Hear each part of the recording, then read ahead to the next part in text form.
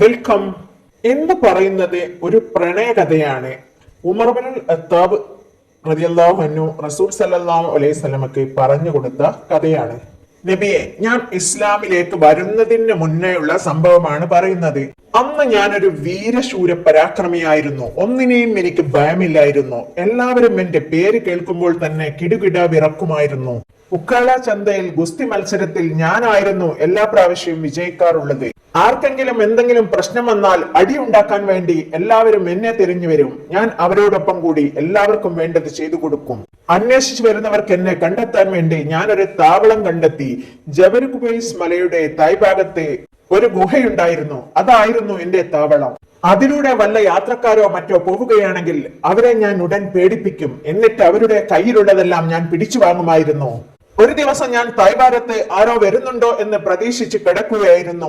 ആരും വരാതെ നിരാശയിലിരിക്കുമ്പോൾ ഒരു കുതിരക്കുളമ്പടിയുടെ ശബ്ദം കേട്ട് ഞാൻ ജാഗരൂകനായി. പെട്ടെന്ന് ഒരു കുതിര ഞാൻ ഇരിക്കുന്ന തായ്വരയുടെ അരികിലൂടെ പൊടി പറത്തിക്കൊണ്ട് അതിസ്പീഡിൽ കടന്നുപോയി. ഞാൻ ചാടി വീണു. നിൽക്കവിടെ. അവൻ നിർത്താതെ കുതിരയുടെ കടിഞ്ഞാനും പിടിച്ചുകൊണ്ട് അതിവേഗത്തിൽ ഓടിച്ചു. ഞാൻ പിന്നെയും വിളിച്ചു പറഞ്ഞു, നിൽക്കവിടെ. പക്ഷെ അവൻ നിന്നില്ല. അവൻ അതിവേഗത്തിൽ കുതിരയും കൊണ്ട് പായുകയാണ്. ഞാൻ എന്റെ കുതിരപ്പുറത്ത് ചാടി വീണു. ഞാനും അവന്റെ തൊട്ടു പിന്നിൽ വിട്ടു. പക്ഷെ അവന്റെ നാലയലത്ത് പോലും എത്താൻ എനിക്ക് കഴിഞ്ഞില്ല. അത്രയും സ്പീഡായിരുന്നു അവന്. ഞാൻ അതിവേഗത്തിൽ കുതിരയെ പായിക്കാൻ കുതിരയെ മർദ്ദിച്ചു നോക്കി. പക്ഷെ കുതിരക്ക് എത്രയായിട്ടും എത്താൻ കഴിഞ്ഞില്ല. അവസാനം ഞാൻ അയാളോട് വിളിച്ചു പറഞ്ഞു, എടോ അവിടെ നിൽക്ക്, ഞാൻ പരാജയപ്പെട്ടു. അത് കേട്ടപ്പോൾ അവൻ കുതിരയുടെ കടിഞ്ഞാൻ പിടിച്ചു നിർത്തി അവിടെ നിന്നു. ഞാൻ ആദ്യമായിട്ടായിരുന്നു ഒരാളുടെ മുന്നിൽ പരാജയം സമ്മതിക്കുന്നത്.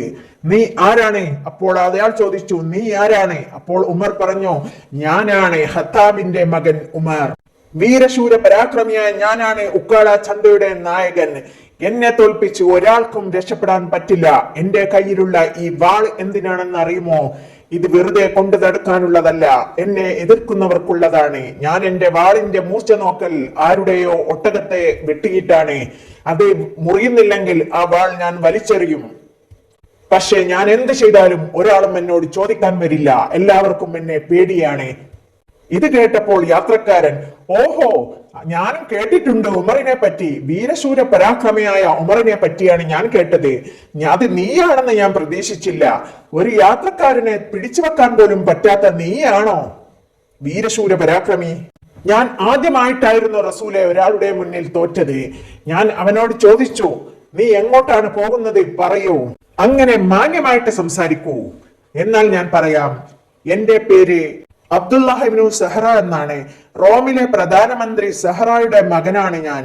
ഞാൻ ചോദിച്ചു, റോമിലെ പ്രധാനമന്ത്രിയുടെ മകൻ എങ്ങനെയാണ് ഷാമിൽ നിന്ന് വരുന്നത്? ഉമറെ, അതെനിക്ക് പറയാൻ സമയമില്ല. അതൊരു നീണ്ട കഥയാണ്. ഞാൻ പോവുകയാണ്. നിൽക്ക്. ഞാൻ വാളുമായി ചാടി വീണു. നീ ആ കഥ പറഞ്ഞിട്ട് പോയാൽ മതി. അപ്പോൾ അദ്ദേഹം പറഞ്ഞു, ഉമറെ, എന്നെ വിട് ദയവ് ചെയ്ത്. എനിക്ക് ഇന്ന് തന്നെ റോമിൽ എത്തേണ്ടതുണ്ട്. അവിടെ എനിക്കൊരു പെണ്ണുണ്ട്. അപ്പോൾ ഞാൻ വിട്ടില്ല.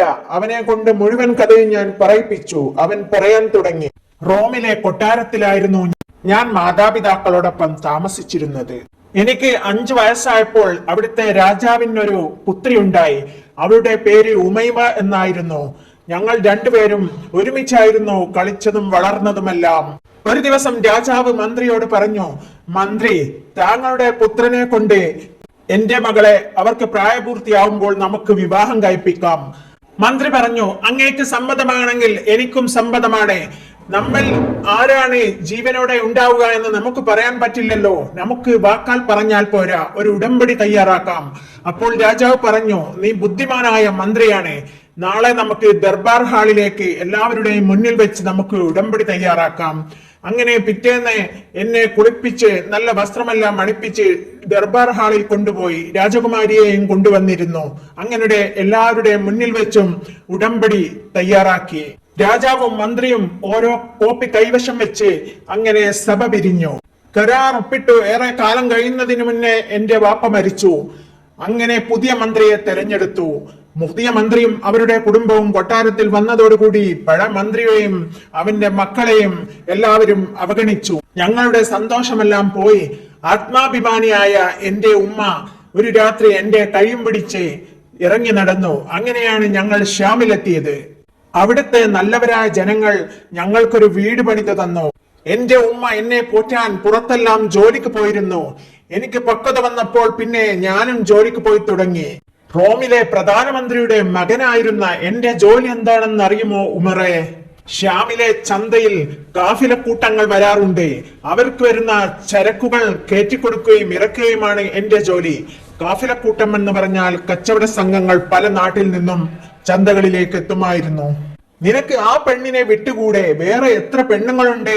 പെണ്ണിനെ തേടിയല്ല ഉമറെ, ഞാൻ ഇന്നലെ കാഫിലക്കൂട്ടങ്ങളുടെ ചരക്കുകൾ കയറ്റുമ്പോൾ റോമിൽ നിന്ന് വരുന്ന ഒരു കൂട്ടം പരിചയക്കാർ ഉണ്ടായിരുന്നു. അവരുടെ സംസാരത്തിൽ നിന്നും എനിക്ക് മനസ്സിലായി രാജകുമാരിയുടെ വിവാഹമാണെന്ന്.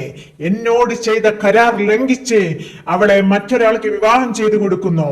എന്റെ ഉമൈമയുടെ വിവാഹമാണെന്നറിഞ്ഞപ്പോൾ എന്റെ തലയിൽ ഇടിത്തി വീണതുപോലെ എന്തു ചെയ്യണമെന്നറിയാതെ ഞാൻ എന്റെ വീട്ടിലേക്ക് ഓടി.